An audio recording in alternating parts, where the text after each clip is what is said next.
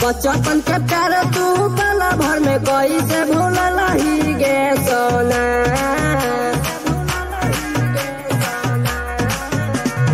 बचपन के प्यार तू पला भर में कोई से भूलल ही गे सोना। दिल तोड़ के डोलिया में चढ़ के तू ससुर में जय माही गे सोना।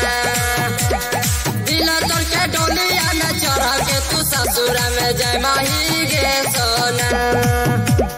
दिल तोड़ के डोलिया में चढ़ के तू ससुर में जय माही गे सोना। गनौर साहबपुर गनौर संग खेली कूदी के बेलही से आना गे। आज कैसे छोरी के सोना बन गई आना गे। गनौर साहब एक संग खेली कूदी के बेलही से आना गे। आज कैसे छोरी के सोना बन गई आना गे।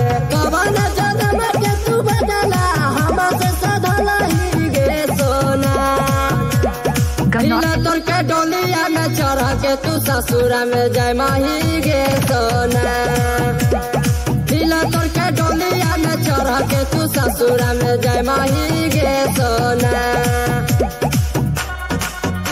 गनौर साहब गनौर साहब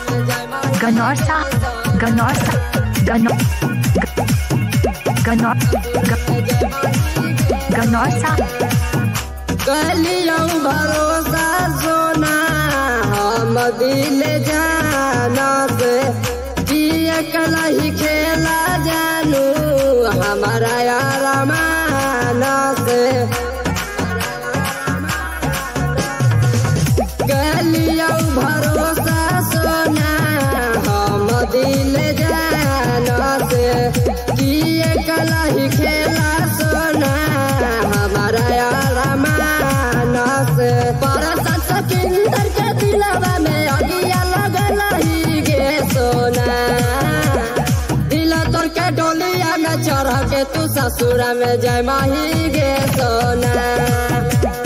दिल तोड़ के डोलिया में चढ़ के तू ससुर में जय माही गे सोना।